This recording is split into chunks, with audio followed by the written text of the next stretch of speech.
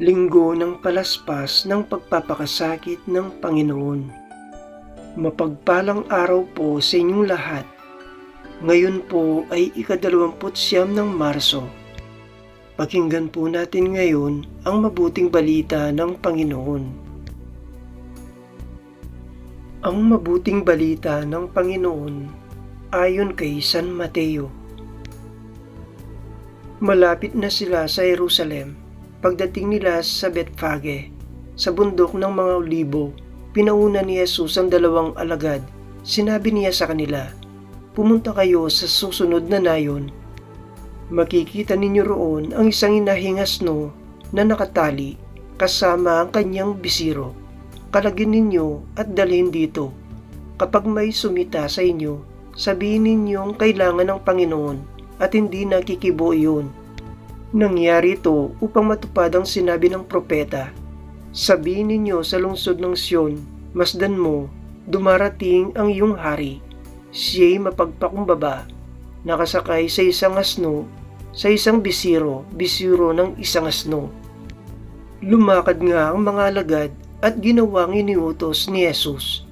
Dinala nila ang inahingasno at ang bisiro. Isinapin nila sa likod ng mga ito ang kanilang balabal at sumakay si Jesus. Maraming naglatag ng kanilang balabal sa daan.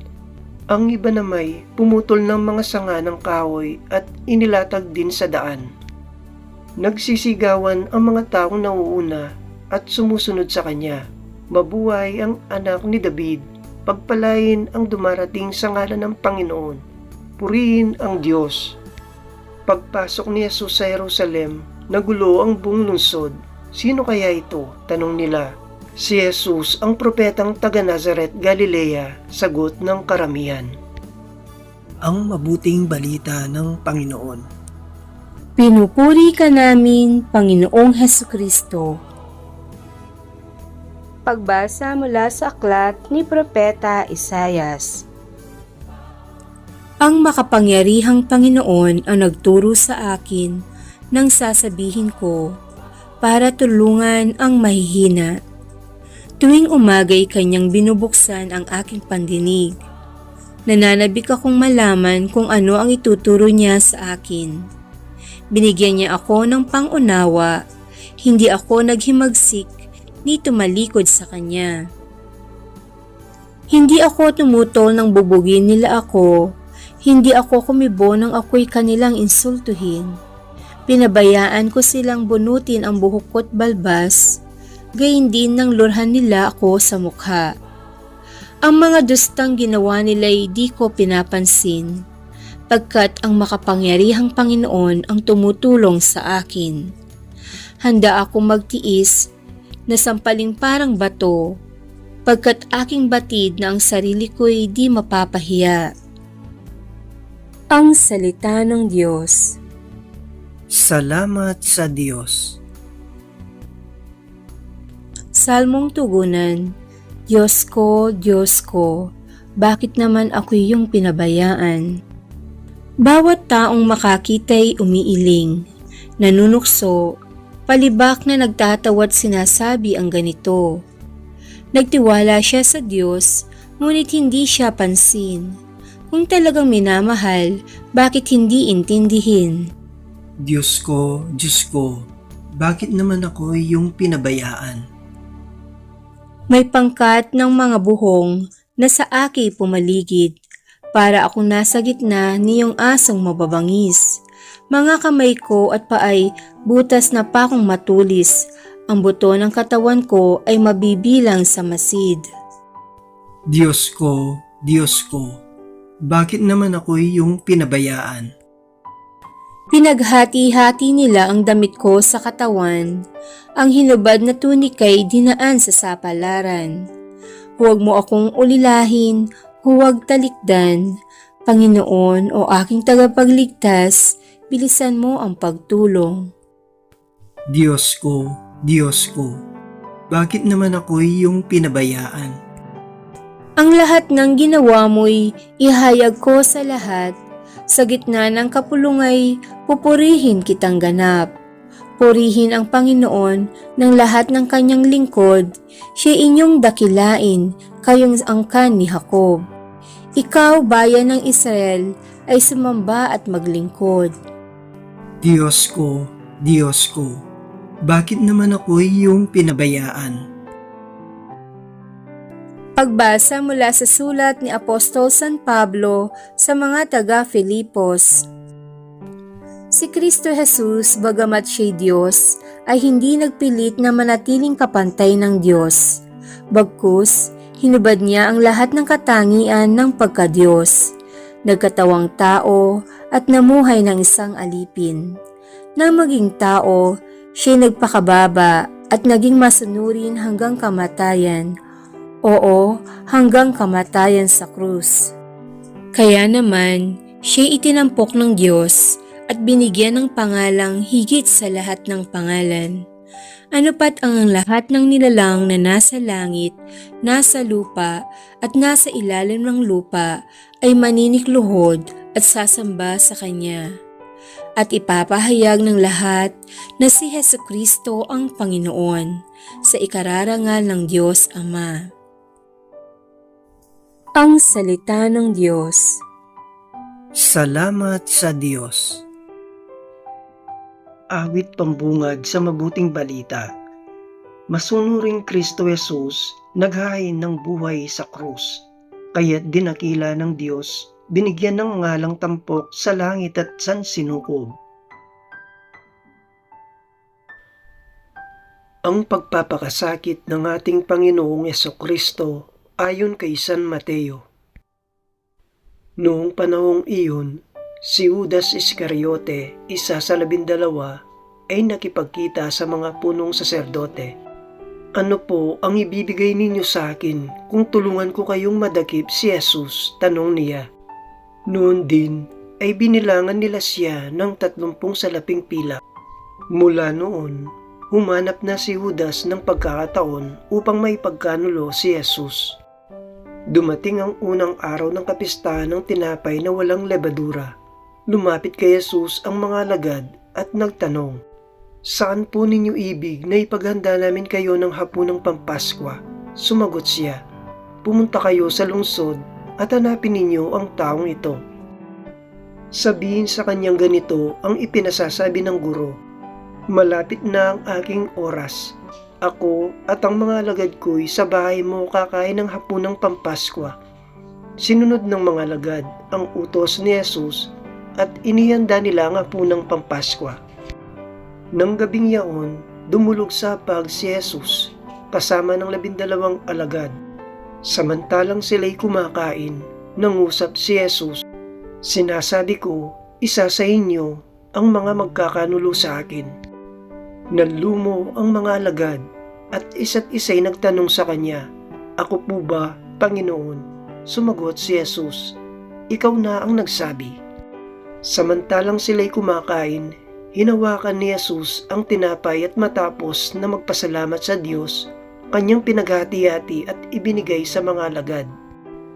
"Kunin ninyo ito at kanin, ito ang aking katawan," wika niya. Hinawakan niya ang kalis, nagpasalamat sa Diyos at ibinigay sa kanila. "Uminom kayong lahat nito," sabi niya, "sapagkat ito ang dugo ng tipan, ang aking dugo na mabubuhos dahil sa marami sa ikapagpapatawad ng mga kasalanan. Sinasabi ko sa inyo na hindi na ako iinom nitong alak na mula sa ubas hanggang sa araw na ang bagong alak ay inumin kong kasalo kayo sa kaharian ng aking Ama." At pagkaawit ng isang imno, sila'y nagpunta sa bundok ng mga olibo. Sinabi ni Jesus sa kanila, "Sa gabing ito, ako'y iiwan ninyong lahat, gaya ng nasasaad sa kasulatan. Papatayin ko ang pastol at mangangalat ang mga tupa. Ngunit pagkatapos na ako'y muling mabuhay, mauuna ako sa inyo sa Galilea." Sumagot si Pedro, "Kahit na po iwan kayo ng lahat, hindi ko kayo iiwan."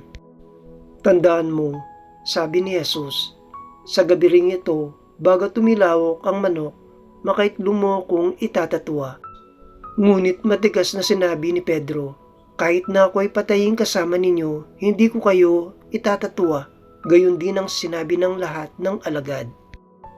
At isinama sila ni Jesus sa isang lugar na tinatawag na Getsemani. Sinabi niya sa kanyang mga alagad, "Dito muna kayo.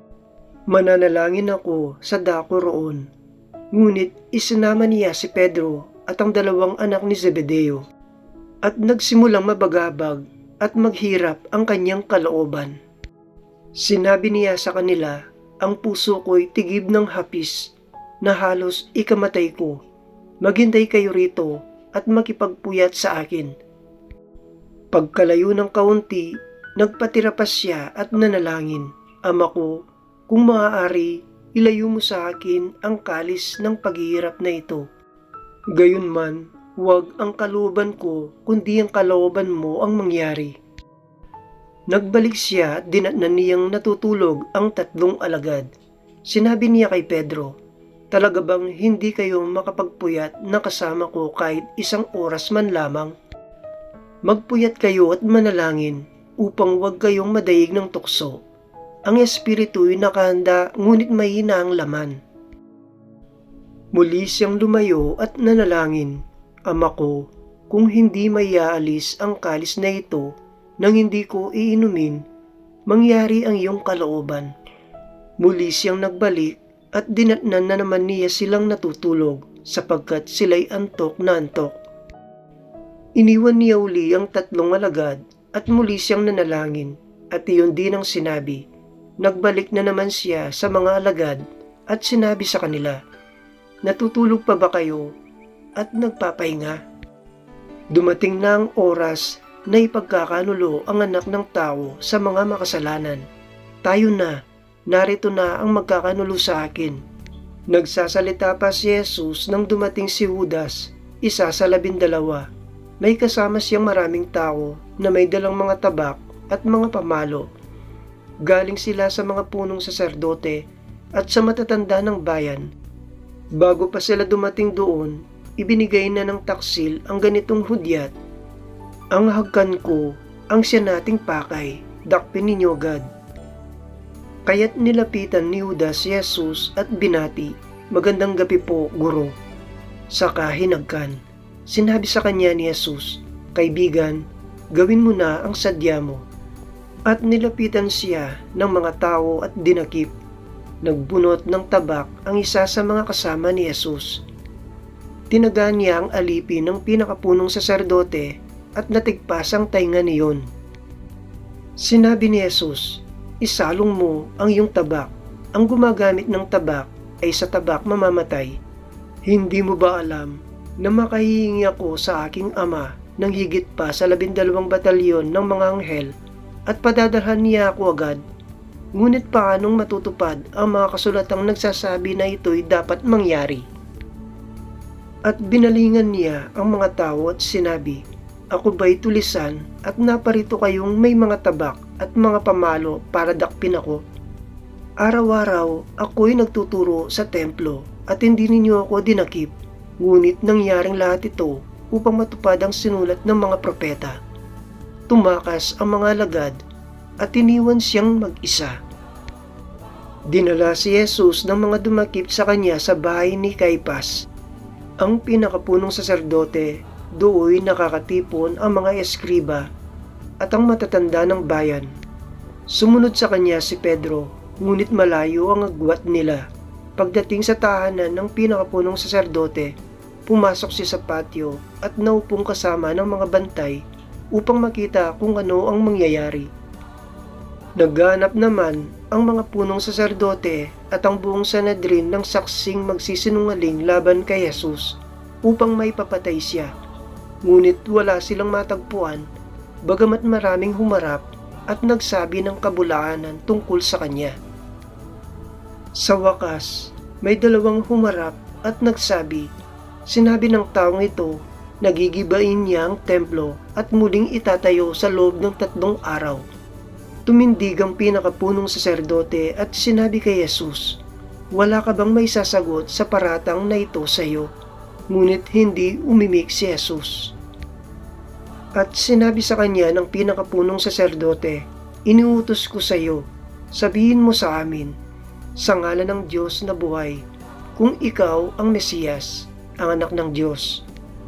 Sumagot si Jesus, kayo na ang nagsabi, ngunit sinasabi ko sa inyo, mula ngayon ay makikita ninyo ang anak ng taong nakaupo sa kanan ng makapangyarihan at dumarating na nasa alapap ng langit.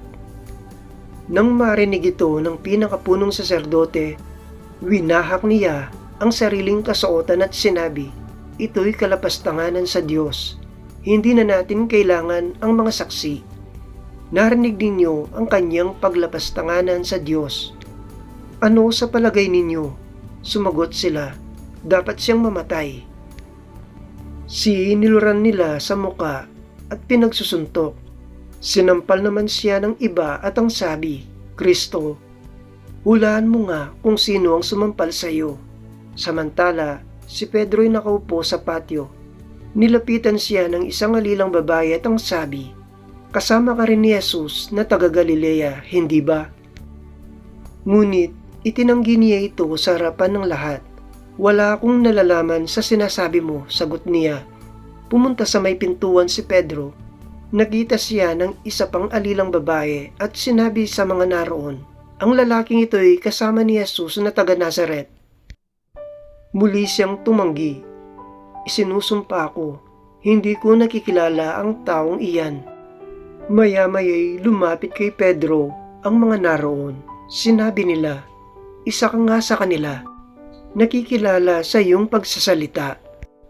Mamatay man ako, talagang hindi ko nakikilala ang taong iyan, sagot ni Pedro.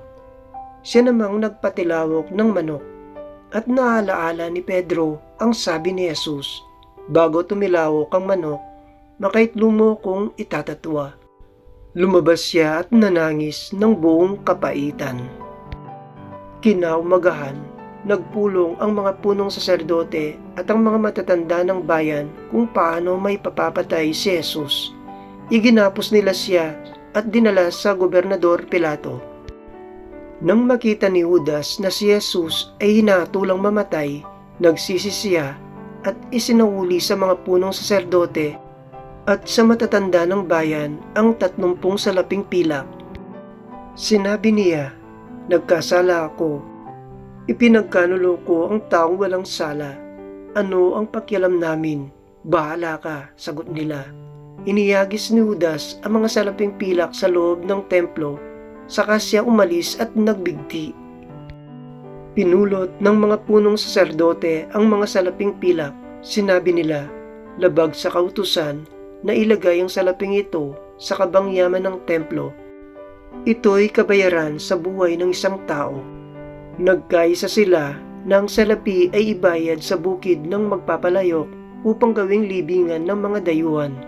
Kaya ang bukid na iyon ay tinawag na bukid ng dugo hanggang sa panahong ito. Sa ganitong paraan natupad ang sinabi ni Propeta Jeremias. Kinuha nila ang 30 salaping pilak, ang inihalaga sa kanya ng mga Israelita at ibinayad sa bukid ng magpapalayok ayon sa iniutos sa akin ng Panginoon. Iniharap si Jesus sa gobernador. Ikaw ba ang hari ng mga Hudyo? Tanong sa kanya ng gobernador. Sumagot si Jesus, kayo na ang nagsasabi. Ngunit nang maparatangan siya ng mga punong saserdote at ng matatanda ng bayan, hindi na siya sumagot. Kaya't sinabi sa kanya ni Pilato, hindi mo ba naririnig ang mga ipinararatang nila sa iyo? Ngunit hindi sumagot si Jesus, gaputok man. Kaya't nagtaka ang gobernador. Tuwing pista ng Paskwa, kinagwalian na ng gobernador ang magpalaya ng isang bilanggo, sino mang mahiling ng taong bayan. Noon ay may isang kilalang bilanggo na nagngangalang Barabas. Kaya't nang magkatipon ang mga tao, tinanong sila ni Pilato, sino ang ibig ninyong palayain ko? Si Barabas o si Jesus na tinatawag na Kristo? Alam ni Pilato na inggit ang nag-udyok sa kanila na dalhin sa kanya si Jesus. Hindi lamang iyan, samantalang siya ay nakaluklok sa hukuman, nagpasabi sa kanya ang kanyang asawa, huwag kang makialam sa taong iyan na walang kasalanan.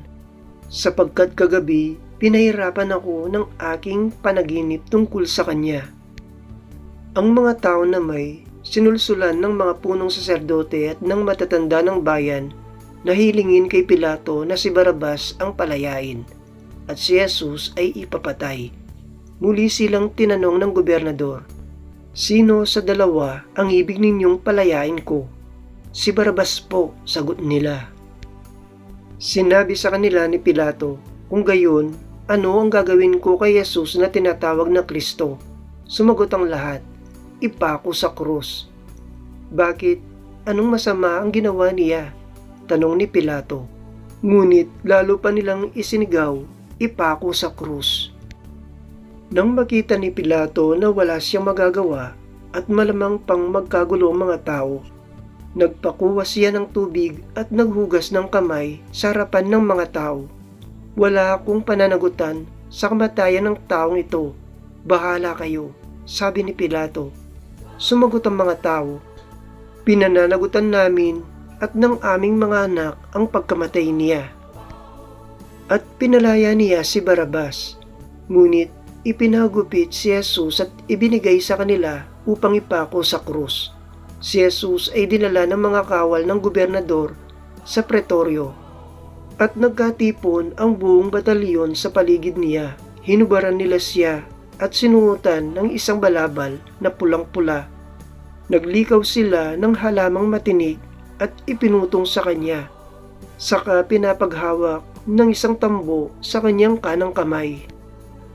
At palibak siyang niluhod-luhuran at binati, "Mabuhay ang hari ng mga Hudyo."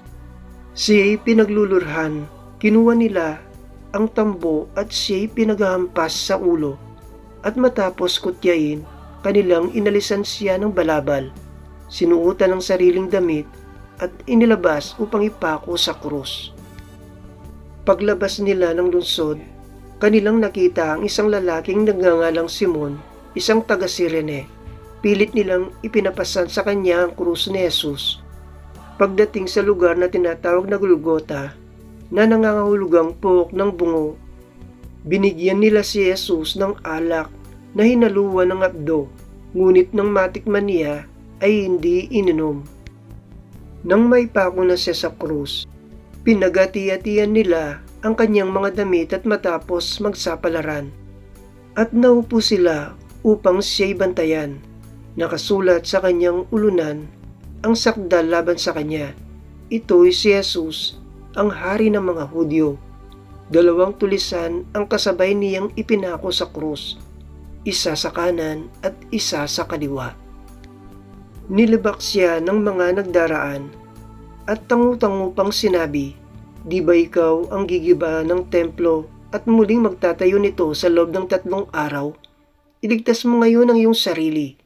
Kung ikaw nga ang anak ng Diyos, bumaba ka sa krus." Kinutya rin siya ng mga punong saserdote, ng mga eskriba at ng matatanda ng bayan. Sabi nila, "Iniligtas ang iba, ngunit ang sarili di maligtas. Di ba siya ang hari ng Israel? Bumaba lang siya ngayon sa krus, maniniwala kami sa kanya." Nananalig siya sa Diyos at sinasabi niyang siya ang anak ng Diyos. Iligtas siya ng Diyos kung talagang iniibig siya.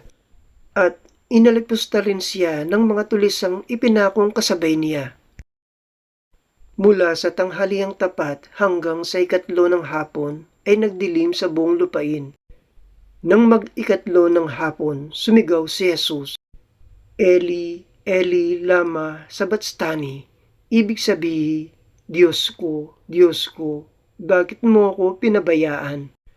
Narinig ito ng ilan sa mga nakatayo roon at sinabi nila, tinatawag niya si Elias. Agad tumakbo ang isa sa kanila at kumuha ng esponga. Tinigmak ng maasim na alak, inilagay ang dulo ng isang tambo at ipinasipsip kay Jesus. Ngunit sinabi naman ng iba, "Hintay muna, tingnan natin kung darating si Elias upang iligtas siya." Muling sumigaw si Jesus at nalagutan ng hininga.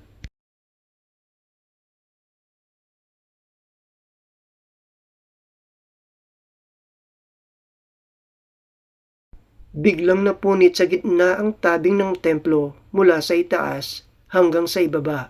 Nayanig ang lupa, nagbitak ang mga bato, nabuksan ang mga libingan at nabuhay ang maraming banal na namatay na. Lumabas sila ng libingan at nang muling mabuhay si Jesus, sila'y pumasok sa banal na lungsod at nakita roon ng marami. Nasindak ang kapitan at ang mga kawal na nagbabantay kay Jesus nang maramdaman nila ang lindol at masaksiyan ang lahat ng nangyari. Tunay na ito'y anak ng Diyos, sabi nila. Naroon din ang maraming babaeng nakatanaw mula sa malayo, mula pa sa Galilea, sumusunod na sila kay Jesus at naglilingkod sa Kanya. Kabilang sa kanila si Maria Magdalena, si Mariang ina ni Santiago at ni Jose, at ang asawa ni Zebedeo. Bago magtakip silim, dumating ang isang mayamang taga-Arimatea na ang ngalay Jose. Siya'y alagad din ni Jesus. Lumapit siya kay Pilato at hiningi ang bangkay ni Jesus. Iniutos naman ni Pilato na ibigay ito sa kanya. Kaya't kinuha ni Jose ang bangkay at binalot ng bagong kayong lino. Inilagay niya ito sa sariling libingan na di pa nalalaunang ipinahukan niya sa bato. Pagkatapos, iginulong niya sa pintuan nito ang isang malaking bato, saka umalis. Naroon si Maria Magdalena at ang isa pang Maria na nakaupo sa tapat ng libingan. Kinabukasan, alalaong bagay pagkatapos ng araw ng paghahanda. Sama-samang nagpunta kay Pilato ang mga punong saserdote at ang mga pariseo. Sinabi nila, "Naalaala po namin na sinabi ng mapagpanggap na iyon noong nabubuhay pa na siya'y muling mabubuhay pagkaraan ng 3 araw. Pabantayan nga po ninyong mabuti ang libingan hanggang sa 3 araw. Baka pumaroon ang kanyang mga alagad at nakawin ang bangkay at sabihin sa mga tao na siya'y muling nabuhay. At ang pandarayang ito ay magiging masahol pa sa nauna." Sinabi sa kanila ni Pilato, "Kumuha kayo ng mga kawal at babantayang mabuti ang libingan."